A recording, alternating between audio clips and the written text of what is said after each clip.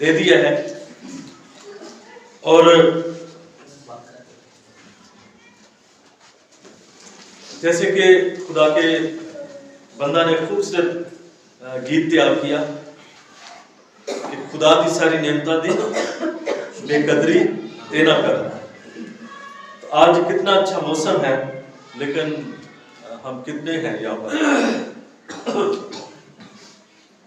तो बहुत दफा खुदा हमें अच्छी नेमतें देता है, लेकिन हम शुक्रगुजारी नहीं करते, उसकी जिंदगी में झुकना पसंद नहीं करते। लेकिन हमेशा वही जिंदगियां बरकत पाती हैं जो मुस्तकिल मजाजी के साथ खुदा के साथ जिंदगी गुजारे। हालेलुया। तो आज मैं खूबसूरत मौजू जो है लेकर आया हूँ। ये मेरे लिए भी आज का कलाम और आप सबके लिए भी आज का कलाम है, और उम्मीद है कि हम बड़ी दिलचस्पी के साथ और बड़े संजीदा माहौल में खुदा का कलाम सुनेंगे। मैं स्याह फाम हूं लेकिन खूबसूरत हूं। मैं क्या हूं जी? स्याह फाम हूं लेकिन खूबसूरत। हम में से कितने ऐसे लोग हैं जो कि सफेद रंग जो है ना, सफेद रंग उसको ज्यादा पसंद करते हैं, लेकिन स्याह लोगों के बारे में अक्सर कहा जाता है कि भी वो खूबसूरत ही नहीं है।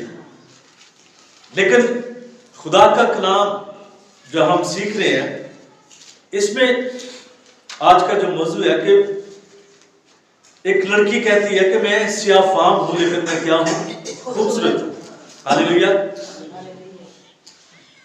तो जैसे कि हमने पढ़ा है, ए अमीरजादी तेरे पांव जूतियों में कैसे खूबसूरत है, तेरी रानों की गुलाई उन जेवरों की मानद है जिनको किसी उस्ताद कारीगर ने बनाया हो। तेरी नाफ गोल प्याला है जिसमें मलाई हुई मैं की कमी नहीं। तेरा पेट जू का अमार है जिसके गिरदा गिर्द शोषण। मेरे सीसो, ये यशायाह नबी की किताब जब हम पढ़ते हैं, उसका 64 बाब उसकी 8 आयत में यशायाह फरमाते हैं, तो भी है खुदावन, तू हमारा बाप है और हम मट्टी है, तू हमारा कमार है और हम सब के सब तेरी दस्तकारी है। फिर रोमियो 9 बाब उसकी 20 आयत में खुदा का खादम पौलुस कहता है, ऐ इंसान भला तू कौन है जो कोई खुदा के सामने जवाब देता है? क्या बनाई हुई चीज बनाने वाले से कह सकती है कि तूने मुझे क्यों ऐसा बनाया? अब सवाल पैदा होता है कि हम में से बहुत से लोग खुदा के बारे में या खुदा के सामने उज़र बहाने भी पेश करते हैं, खुदा के सामने सवालात भी करते रहते हैं, लेकिन खुदा कहते हैं कि खुदा का खादम कहते हैं कि क्या इंसान के अंदर ये जुर्रत है कि इंसान खुदा के साथ ये सवाल कर सके कि तूने मुझे क्यों ऐसा बनाया? अगर आप हिस्ट्री की बुक्स पढ़े, दुनिया की हिस्ट्री पढ़े, तो ऐसे ऐसे लोगों ने मुल्क आजाद किए जिनकी कोई खूबसूरती नहीं थी, और लेकिन आज भी जो है ना लोग उनको सराहते हैं, उनकी काविशों को, कि उनके वसीले से कोई मुल्क जो है वजूद में आया है।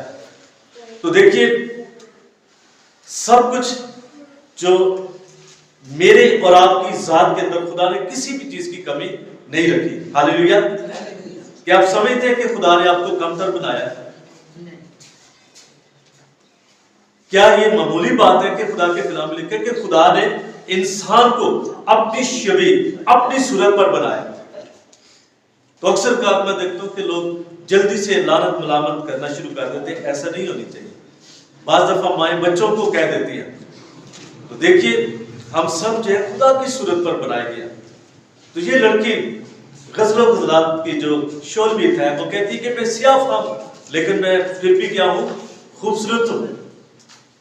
शायद ये पहला मौका है आप गजलों गुजरात की किताब में कोई मैसेज सुन रहे हैं, क्योंकि लोग जो है इसको पढ़ना पसंद नहीं करते। इस किताब को बड़ा मायूब ख्याल करते हैं कि ये किताब जो है घरों में नहीं पढ़नी चाहिए, तो कलीसियों में कम इसका जिक्र होता है। लेकिन इसके अंदर हम देखेंगे आगे चलकर कि इस किताब का जो महफूम है, मतलब क्या बयान किया गया। देखा कि खुदा ने दुनिया से ऐसी मोहब्बत रखी कि उसने अपना इकलौता बेटा बना। ये खुदा का इरादा है इंसान के लिए कि खुदा हमसे मोहब्बत करता है और उसने अपना बेटा बख्श दिया ताकि हम उसके वसीले से क्या पाले? हमेशा की जिंदगी। और ये भी हमें याद रखना चाहिए कि हमारे अंदर किसी भी तरह की कोई लियाकत और खूबी नहीं है। खुदा ने हमें चुना है। अगर हम यहाँ पर बैठे हैं तो ये हम अपने जो है ना किसी कुव्वत के स्वभाव से नहीं है, ताकत के स्वभाव से नहीं है। हमें यहाँ पर कौन लेकर आया? खुदा की मर्जी के मुताबिक हम यहाँ पर आए, क्योंकि उसने हमें चुना है, उसने हमें दुनिया से अलग किया। याद रखिए, ज़बूर नवीस कहता है कि खुदा ने दीनदार को अपने लिए अलहदा किया। तो अगर दीनदार को खुदा ने अलहदा किया है तो फिर भी वो दुनिया के साथ खिचड़ी बनने की कोशिश करे तो फिर दुनिया में उसमें कोई फर्क नहीं है। याद रखिए, दुनिया में तो एक मसीह है, तो इसलिए खुदा दुनिया में इसको अलहदा करता है, क्योंकि खुदा ने खास मकसद के लिए मुझे और आपको बनाया है। और उसका मकसद क्या है कि हम उसकी नुमाइंदगी करें जमीन पर। हालेलुया। क्या हम उसकी नुमाइंदगी कर रहे हैं या हम दुनिया के साथ खिचड़ी बन जाते हैं? कभी कभी हम अक्सर कहते लो जी दुनिया में तो खुश करना है ना जी, रिश्तेदार नाराज हो जाके, तो कभी हम ये कहते हैं कि मैं खुदा को खुश करना चाहता हूँ, फलां अगर नाराज होता है तो हो, लेकिन मेरा खुदा मुझसे नाराज नहीं होना चाहिए। याद रखिए, लोग यहाँ पर इज्जत की खातर, दौलत की खातर, शोहरत की खातर क्या कुछ कर रहे हैं जमीन पर, लेकिन बाइबल मुकद्दस में क्या लिखा है? इज्जत तरी बताएगा यकूब का खुदा। हालेलुया। इज्जत तरी बताएगा यकूब का खुदा। ये सब कुछ तो खुदा के पास है। तो जब एक मसीह खुदा के साथ खालिस तौर पर जिंदगी गुजारेगा तो उसके लिए सारी बरकतें खुदा के पास मौजूद हैं। मेरे अजीजों, इस पैगाम में कलीसिया के हवाले से हमें तालीम मिलती है कि जैसे सुलेमान अपनी महबूबा जोजा से मोहब्बत रखता है, उसकी खूबसूरती के बारे में बयान करता है, इसी तरह मसीह यीशु अपनी कलीसिया को, दुल्हन को प्यार करता है। हालेलुया। और उसने कैसा प्यार किया अपनी दुल्हन के साथ? अपनी जान दे दी है। हालेलुया। अपनी कीमती जान उसने दे दी, अपना खून बहा दिया। यह है मोहब्बत की इंतहा, कि उसने दुनिया से ऐसी मोहब्बत की कि उसने अपना इकलौता बेटा बख्श दिया। सबब क्या है? ताकि कोई हलाक न बल्कि हमेशा की जिंदगी पाए। तो क्या आप इस बात के लिए खुदा का शुक्र करते हैं कि हम हमेशा की जिंदगी के वारिस हैं? तो हम देखते हैं कि यीशु मसीह भी इसी तरह अपनी कलीसिया को, जिनके कलीसिया को कहा गया कि दुल्हन, जैसे दूल्हा अपनी दुल्हन को प्यार करता है, इसी तरह खुदा यीशु मसीह ने अपनी दुल्हन से प्यार किया है। और अभी तक उसकी जो दुल्हन है जमीन पर क्या हो रही है? तैयार हो रही है, कलाम से समझ रही है। और एक वक्त आएगा कि ऐसी कलीसिया बन जाएगी जिसको लेने के लिए वो दूल्हा आएगा। और कैसी वो दुल्हन चाहता है? जिसके बदन में दाग और झुर्री ना हो। दाग और झुर्रियां कैसी आती है कलीसिया के अंदर? जब हम गुनाह को गुनाह नहीं समझते, जब हम झूठ को झूठ नहीं समझते, हम गुनाह को, रियाकारी को रियाकारी नहीं कहते, जब हम झूठ के सामने खड़े नहीं होते, हम छोटी छोटी बातों में क्या कर जाते हैं? इत्तेहाद कर जाते हैं, भी मेरा फलान नाराज हो जाए, फलान जो है मेरी बरादरी नाराज हो जाएगी। लेकिन क्या कभी हम गुनाह के सामने खड़े हुए हैं कि नहीं, ये बात गलत है और मुझे उसका साथ नहीं देना? तो खुदा ने दुनिया से ऐसी मोहब्बत रखी। मेरे अजीजों, गज़ल और ग़ज़लात की, जिसका मतलब है, किताब का मतलब है कि ग्रेटेस्ट सॉन्ग, इसमें सुलेमान और शोलमियत का रिश्ता और प्यार दिखाया गया। और बाइबल मुकद्दस की ये अजीम किताब है यहूदियों के नजदीक, जिसमें रूहानी तौर पर खुदा और इस्राएल, फिर मसीह यीशु और कलीसिया नजर आती है। हम इसको जब पढ़ते हैं तो लोग जो है ना, इसको रूहानी ऐनक के साथ पढ़ना चाहिए, दुनियादारी की आंखों से नहीं। जब हम रूहानी ऐनक लगाकर पढ़ेंगे तो फिर इसकी कोई बातें भी हमें ठेस नहीं पहुंचा सकती। इसमें रूहानी जो है ना बातें हैं जो कि हमें खुदा और कलीसिया के तलक से बयान जो है हमें मिलता है। तो यहूदी जो लोग थे, ये अपने, जब इनका खास मौका आता था, ईद फसा और इसी तरह मुख्तलिफ जो त्यौहार होते थे उनके, उसमें ये किताब पढ़ी जाती थी। इसको बड़ी अहमियत हासिल थी इस किताब को, और इसको लाजमी जो था जो इसकी शायरी जो थी इसको गुनगुनाया जाता था। हम देखते हैं बाइबल मुकद्दस में कि शोलमियत और कलीसिया जो है, शोलमियत और कलीसिया की हमें एक तस्वीर नजर आती है कि शोलमियत एक सादा चरवाही लड़की है मगर खूबसूरत, और कहती है कि मैं सियाफ हूं लेकिन मैं क्या हूं जी, खूबसूरत हूं। इस तरह कलीसिया मसीह की दुल्हन है, सादा लोग हैं और गुर्बत भी है, कमजोर भी है इस जमीन पर।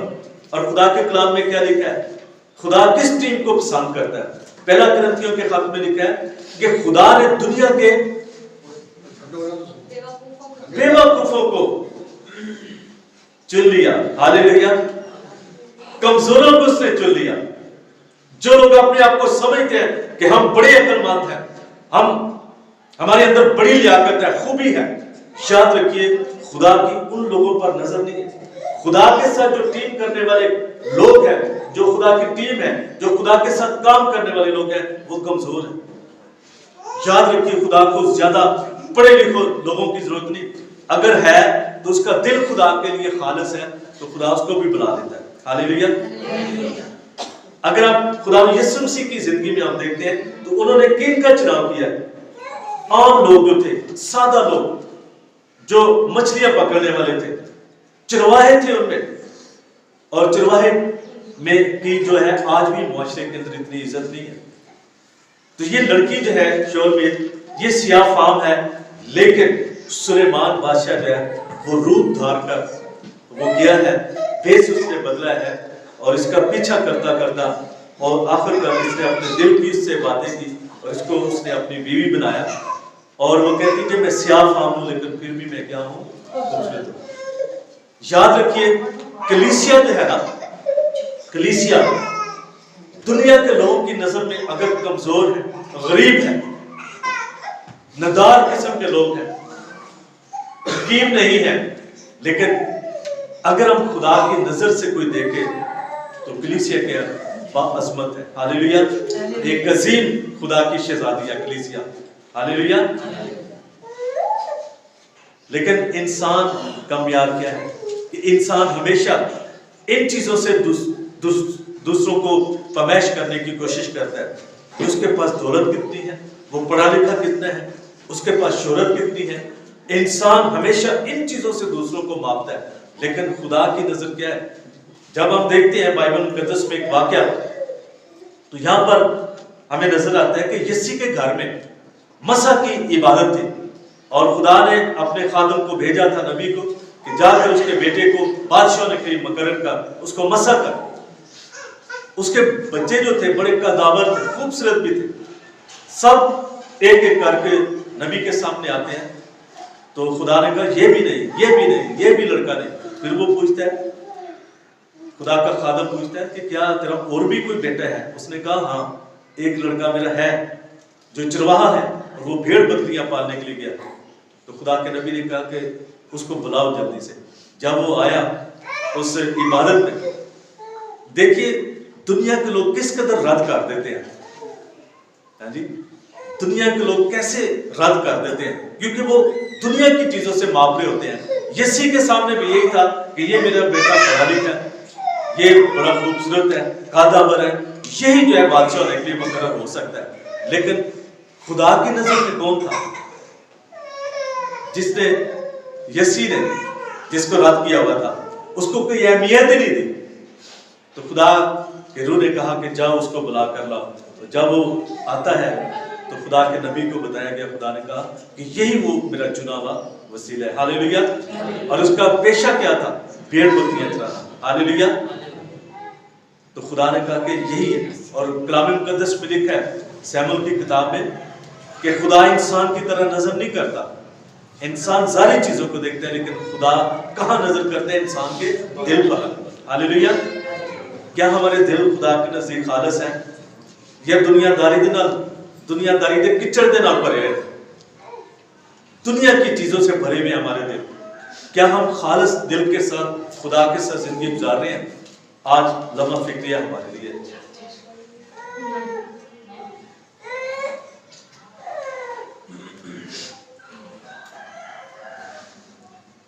तो हम देखते हैं ग़ज़ल-ओ-ग़ुज़लात की किताब 7 बाब पहली आयत में, ए मीरज़ादी तेरे पाँव जूतियों में कैसे खूबसूरत है।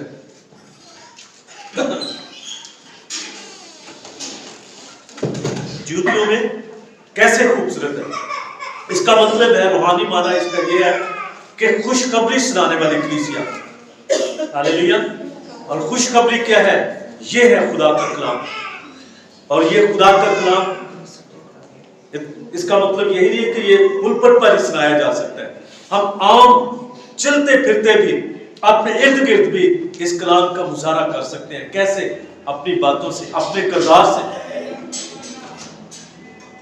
क्या लोग हमारी बातों से बरकत पा रहे हैं? हमारी गुफ्तगू हर रोज कैसी है? क्या खुदा का कलाम हमारी बातों से लोगों तक पहुंच रहा है? तो खुदा ऐसी कलीसिया चाहता है जिसमें कलाम की खुशखबरी हो। और यशायाह कहता है, 52 चैप्टर है उसकी 7 आयत, उसके पांव पहाड़ों पर क्या ही खुशनुमा है, जो खुशखबरी लाता है और सलामती की खबर मनादी करता है, खैरियत की खबर देता है, जैसे जो सिय्योन से कहता है कि तेरा खुदा सल्तनत करता है। और पौलुस रसूल कहते हैं इफिसियों के खत में, और पाँव में सुलह की खुशखबरी की तैयारी के जूते पहनकर। हालेलुया। पाँव में कैसे जूती? सुलह की।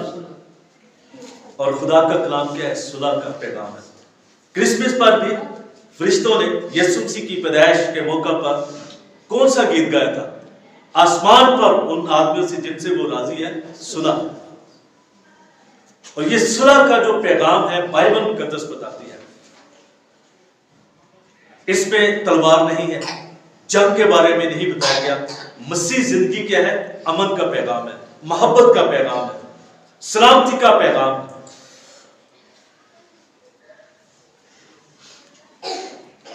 और पुराने अहदनामा में हम देखते हैं कि यहूदियों में ये कल्चर था, यहूदी कौम के अंदर ये कल्चर था कि जब कोई जमीन खरीदो फरोख्त करते थे तो जो बेचने वाला होता था वो अपनी जूती जो था उतार कर दे देता था, जिसका मतलब ये था कि अब ये जमीन मेरी नहीं रही बल्कि आपकी मलकियत हो चुकी है। और खुदा के कलाम में ये भी लिखा है कि जिन इलाकों में जहां पर कलाम को कबूल नहीं किया जाता वहां पर अपने जूतियों की गरद को क्या कर दो? झाड़ दो। लेकिन मैं अक्सर कहता हूं कि हमें ऐसा नहीं करना चाहिए। उनके लिए दुआ करनी चाहिए। जो भी इलाके सख्त है, जो दिल सख्त है, हमें अपनी जूती झाड़ने में जल्दी नहीं करनी चाहिए, दुआ करनी चाहिए, क्योंकि खुदा दिलों को क्या कर देता है? बदल सकता है। हालेलुया। इसी तरह फिर ग़ज़ल-ओ-ग़ुज़लात की किताब में जिक्र आया है, तेरी रानों की गुलाई उन ज़ेवरों की मानद है। रूहानी मानों में कलीसिया, इससे मुराद है कलीसिया की पाकीज़गी। आज यहां पर कलीसिया बहुत दफा कमजोर है। गुनाह के साथ हम समझौता कर जाते हैं, हम दुनिया को साथ लेकर चलना चाहते हैं। लेकिन याद रखिए, आपने जब रोम के अंदर मुश्किलातें थी, मसीहों पर इज़ार सानी थी, तो मसीही ईमानदार अपना कैसे वो दिखाते थे कि हम मसीह हैं? वो मछली का निशान दिखाते थे कि हम क्रिश्चियन हैं।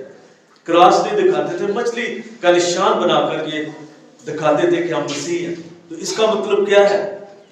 मछली की खासियत मैं आपको बताना चाहता हूं कि मछली हमेशा पानी को उल्टी जाती है। देखा कभी गौर किया? हमेशा पानी के उल्ट जाती है। इसी तरह मुआशरा जो है हमें गुनाह की तरफ रहनुमाई करता है। मुआशरा जो है दुनियादारी की तरफ हमें रहनुमाई करता है। लेकिन खुदा का कलाम जो है, खुदा की शरीयत, खुदा का कलाम, खुदा की बातें हमें मुआशरे के उल्ट चलने के लिए कहती है। हम इनको मिक्स नहीं कर सकते। कभी कभी हम कहते हैं भी दोनों नाम लेके चलो, लेकिन पाकीज़गी जो है उत्तम है, पहले दर्जे पर पाकीज़गी होनी चाहिए। और मैं आपको ये बताना चाहता हूँ कि एक यंग लड़का 17-18 साल का उसकी उम्र थी, और वो भी जैसे हम यहाँ पर अकलियत है, ऐसे वो उस मुल्क के अंदर कैदी बनकर गया था। अब उसके इर्द गिर्द क्या हो रहा था? देवी देवताओं की पूजा हो रही थी, है जी। ऐसे ऐसे रस्म रिवाज थे, लेकिन उस नौजवान लड़के पर उस माहौल का असर ना हो। लेकिन अफसोस कि आज के मसीह नौजवान पर जल्दी से मुआशरे का असर हो जाता है, हमारी नौजवान नस्ल पर। हम कहते हो फलां का भी बच्चा कर रहा है, और जी फलां का भी कर रहा है, वो मेरे दोस्त कर रहे हैं तो मैं भी कर लूं, तो कोई बड़ी बात नहीं जी। लेकिन वो लड़का, उसका नाम यूसुफ था, है जी। और देखिए यूसुफ को मौका मिला गुनाह का, तो उसने कहा कि ना ना ना, मैं ऐसी बदी नहीं कर सकता, और लिखा है कि अपना पैरहन छोड़कर भाग गया। तो आज दे जो यूसुफ ने वो मौका लभ दे गुनाह का, है जी। जो यूसुफिया है वो भी, और खुदा के कलाम में हम खूबसूरत आयत पढ़ते हैं, अय्यूब कहते हैं मैंने अपनी आंखों से अहद किया है, फिर मैं किसी कुमारी पर क्यों कर नजर करूं। और खुदा यीशु मसीह ने, और याद रखिए कलाम मुकद्दस में यीशु मसीह की तालीम है कि बदन का आंख जो है बदन का चिराग है। आपकी आंखें जो है ना, वो सोचे लेकर आती हैं। जब देखा जाता है तो फिर गुनाह जो है जन्म ले लेते हैं। लम्हा फिक्रिया हमारे लिए कि हम क्या देखते हैं हर रोज, हमारे हाथों में मीडिया क्या देख रहे हैं हर रोज, हम कितना वक्त हम खुदा के कलाम के साथ गुजारते हैं। मैंने तेरे कलाम को अंगीठी पर रख दिया ताकि मैं तेरे खिलाफ गुनाह न करूं। कहां रखा है? कितना नोश करते हैं। खुदा का कलाम हमें पाकीज़गी की राहों पर ले जाता है, हमें गुनाह से दूर रखता है। लेकिन जब हम इसको रख देते हैं, फिर गुनाह जो है उसको इजाजत दे देते हैं आ जाए हमारी जिंदगी में, हमारे खानदानों में आ जाए। मेरे एक दोस्त है, वो कहते हैं कि यूरोप में लोग इस बाइबल को ऐसे खोल कर रख देते हैं घरों में, और उनका ये मानना है, बिलीव करते हैं कि इस तरह शैतान हमारे घरों में नहीं आता। पढ़ते भी हैं, कई महीने दुख से कह रहा हूं कि हम बाइबल नहीं खोलते, तो हम कैसे तरक्की कर सकते हैं रूहानी तौर पर? कैसे हम पाकीज़गी की जिंदगी गुजार सकते हैं? कलीसिया के लिए पाक जिंदगी गुजारना बेहद जरूरी है। और फिर हम देखते हैं, लिखा है कि इब्रानियों 12 बाब में लिखा है कि बस ढीले हाथों और सुस्त घुटनों को खुश करो और अपने पांव के लिए सीधे रास्ते बनाओ, ताकि लंगड़ा बेरवा ना हो बल्कि शिफा पाए। हालेलुया। अच्छा देखिए, खुदा का कलाम ये बताता है कि जो सरदार कहना होता था वो तंदुरुस्त होना चाहिए था, लंगड़ा ना हो। मिसाल के तौर पर ये जो टांगे हैं हमारी, ठीक है ना, इस पर हमारे बदन क्या है? खड़ा है। समझ आ रही है? अगर एक टांग भी खराब होगी तो फिर बदन जो है तवाज़ुन में नहीं रह सकता। इसी तरह अगर हमारी जो रूहानी टांगे हैं, दुआया जिंदगी, खुदा के साथ फेलोशिप करना, दुआया जिंदगी, खुदा के साथ कलाम में वक्त गुजारना, अगर यहां पर हमारी टांगे कमजोर हैं तो फिर हम रूहानी तौर पर कैसे सेहतमंद रह सकते हैं? सुलेमान यही कहता है कि उसकी टांगे, फिर वो कहता है कि नाफ और पेट यूं का अंबार है। ग़ज़ल-ओ-ग़ुज़लात 7 बाब 2 में तेरी नाफ गोल प्याला है जिसमें मलाई हुई मैं की कमी नहीं, तेरा पेट घी का अंबार है जिसके गिरदा गिर्द शोषण हो। इसका मतलब है रूहानी तौर पर तय यकी देना, खुदा से डरना, तंदुरुस्ती, खुशहाली की अलामत है। अब बात करते हैं, देखिए ये कितने हैं, जरा गौर से देखिए कितने हैं। अच्छा, इसमें से एक गया तो फिर कितने रह गए? ये ज्यादा है या ये? हा?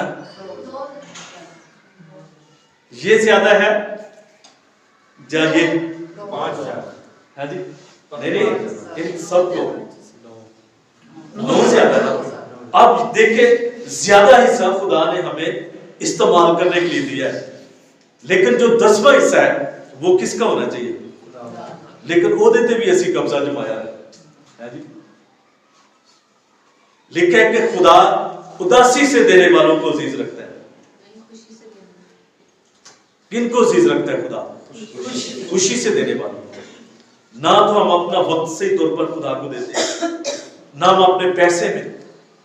बहुत सारी वसैल खुदा ने जमीन पर दे रहे हैं, क्या हम उन चीजों को, खुदा के कलाम में लिखा है कि अपनी पैदावार के पहले फलों से, केड़े जी? पहले फलों। तो हम कौन से फल देते हैं खुदा? आखिर वाले। मिसाल के तौर पर जब बड़ी रकम आती है,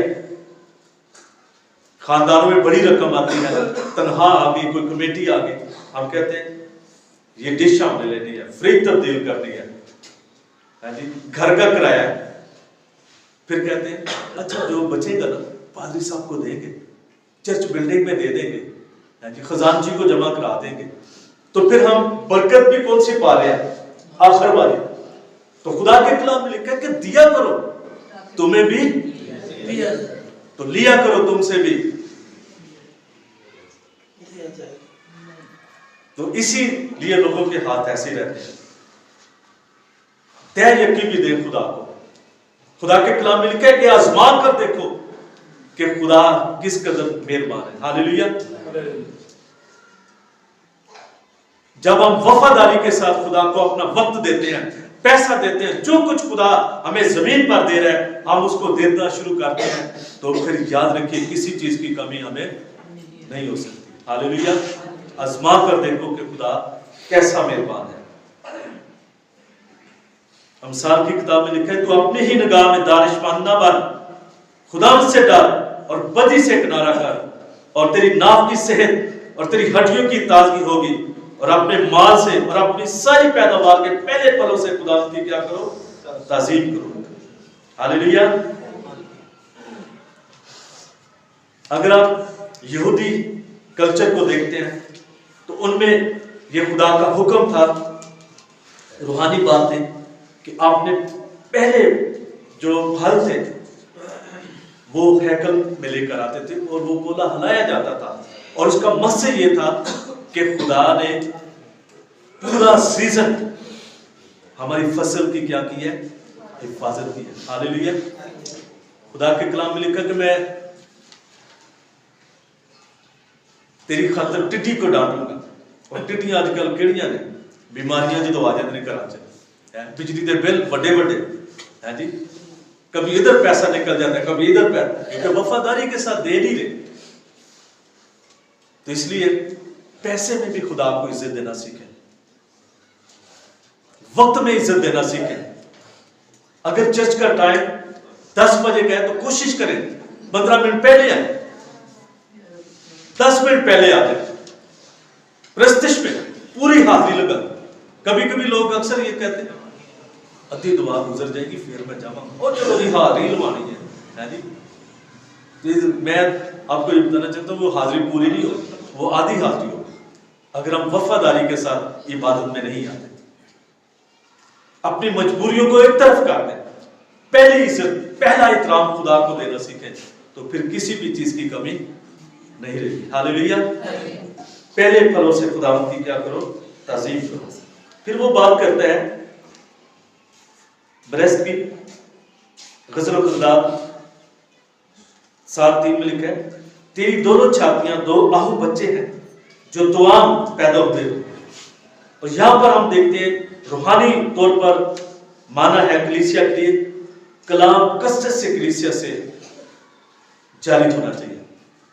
जैसे मां अपने बच्चे को फीड देती है, ऐसे ही एक कलीसिया के अंदर होना चाहिए। कलीसिया के पास बड़े बड़े प्रोग्राम है आजकल, हम देखते हैं कि अक्सर का दुनियादारी के बहुत प्रोग्राम है, लेकिन रूहानी तौर पर हम कहां खड़े हैं? वो तो एक कलीसिया होता है। कितना कलाम हमारी कलीसिया से जारी होता है, यूथ के लिए कितना कलाम है, बहनों के लिए कितना कलाम है, मर्दों के लिए कितना कलाम है। और चर्च गैदरिंग किस मकसद के लिए की जाती है? क्या उसमें प्रेफर खुदा का कलाम होता है? ऐसी कलीसिया खुदा चाहता है जिसमें कलाम की कसरत होनी चाहिए। हालेलुया।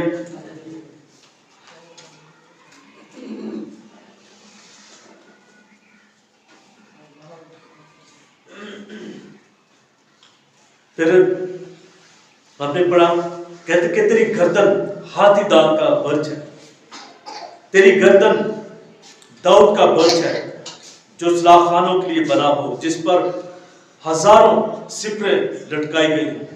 वो सब के सब पहलवानों की सिपरें हैं। पौलुस कहते हैं कि ईमान की सिपर लगाकर, हालेलुया, ईमान की जो सिपर है ये प्लेट की तरह बड़ा हथियार होता था। जैसे ये प्लेट हमें नजर आ रही है, तो एक कैसा हथियार होता था जो सिपाहियों के पास होता था, और जब भी दुश्मन वार करता था तलवार से या अपने नेज़े से या तीर से, तो क्या किया जाता था, ये ढाल बन जाती थी। और खुदा का कलाम बताता है कि जब दुश्मन इब्लीस हमारी जिंदगियों पर, हमारे ज़हनों पर वो निशाना लगाता है, तो ईमान की सिपर अगर हमारे पास है तो फिर हम उसके जलते हुए तीरों को क्या कर सकते हैं, रोक सकते हैं। हालेलुया। ईमान में हम कितने मजबूत हैं, कितनी मजबूत ये सिपर हमारे पास मौजूद है। और ये उन्हीं लोगों के पास सिपर मौजूद है जो खुदा के कलाम पर स्टैंड ले लेते हैं, जो आखिरी दम तक खड़े रहते हैं कि मेरा खुदा हालात और चीजों को तब्दील करने की कुदरत रखता है। हालेलुया।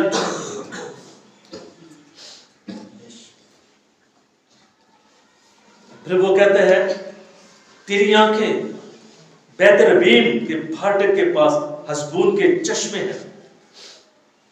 तेरी आंखें दो कबूतर हैं, आंखों को रूह कुद्दस की मामूरी यानी चश्मे जिंदगी ज़ाहिर करने वाले। ऐसी परख होनी चाहिए कलीसिया के पास, ईमानदारों के पास। आज बड़े दुख से कहना पड़ रहा है कि बहुत से मैं ईमानदारों को ये देखता हूँ, मसीहों को देखता हूँ, वो रूह कुद्दस को हुक्म देते रहते हैं, मैं तुझे हुक्म देता हूँ। रूह कुद्दस एक शख्सियत है, हमें उसकी ताबेदारी में काम करना है। और खुदा ने हमें रूह कुद्दस सिर्फ और सिर्फ इसीलिए नहीं दिया कि हम सिर्फ और सिर्फ शिफा को सामने रखकर तो काम करते रहे। रूह कुद्दस का काम क्या है? खुदा ने यीशु मसीह ने कहा था कि जब रूह कुद्दस तुम पर नाज़िल होगा तो तुम क्या पा जाओगे? कुव्वत। और कहां कहां गवाही दोगे? यहूदिया, सामरिया, जमीन की इंतहा तक। हालेलुया। इसलिए खुदा ने पाक रूह दिया है, इसलिए पाक रूह की कुव्वत हमारे साथ काम करती है। हमने आज के ईमानदारों ने, आज के मसीहों ने रूह कुद्दस को महदूद कर दिया। वो समझते हैं कि बस शिफा का काम है, नहीं, रूह कुद्दस का काम है दिलेरी के साथ गवाही देना। Hallelujah, hallelujah. क्या कलीसिया के अंदर ये सब बातें हैं? क्या ऐसी कलीसिया? फिर कानों के बारे में हम देखते हैं, मुंह के बारे में हम देखते हैं कि तेरा मुंह दिल फरेब, तेरी कनपटियां तेरे नकाब के नीचे अनार के टुकड़ों की मानत है। तेरी नाक लुबनान के बुर्ज की मिसाल है जो दमिश्क के रुख बना है। मुंह से कलाम निकले, कान कलाम को सुनने के लिए हमेशा तैयार। और खुदा के कलाम में क्या लिखा है? रोमियो के खत में क्या हम पढ़ते हैं कि बस ईमान सुनने से पैदा होता है, और सुनना कहां से? रेडियो पाकिस्तान से नहीं, या जोक पर किसी की चुगलियां सुनने से नहीं, कलाम सुनने से पैदा होता है। और देखिए कि हर रोज हम क्या सुन रहे हैं। हमारे इर्द गिर्द बहुत सारी ऐसी बातें सुनने को मिलती हैं, और उनमें कौन सी बातें? और मैं आपको ये बताना चाहता हूं कि बहुत दफा इब्लीस किसी भी झूठ को वो सच्चाई का लेबल लगाकर हमारे सामने रखता है, और जब हम देर तक झूठ को भी सुनते रहे, वो भी हमें सच लगना शुरू हो जाता है। तो ये देखना है कि हम सुन क्या रहे हैं हर रोज। सुनना मसीह के कलाम से। और मैं अक्सर ये कहता हूं कि हमें 90% सुनने वाले बनना है और 10% बोलना है। जो लोग ज्यादा बोलते हैं, याद रखिए उनकी बेवकूफी बाहर आना शुरू हो जाती है। हमेशा 90% सुने, 10% बोले। जब तक आप किसी महफिल में सुनते रहेंगे, लोग यही कहेंगे कि ये बड़ा अक्लमंद बंदा है। और जैसे ही आप जोर से किसी भी बात को कह देंगे और आपसे मुंह से वो गलत बात हो जाएगी तो लोग कहेंगे ये बेवकूफ बंदा है। ज्यादा बोलना बेवकूफी है। हमेशा उतना बोले जितनी जरूरत है। सुनना ज्यादा सीखें। और सुनना कहां से है? मसीह के कलाम से। हालेलुया। ऐसी महफिल ढूंढे जहां से हमें रूहानी बातें मिल जाएं ताकि हम मजबूत हो जाए खुदा में।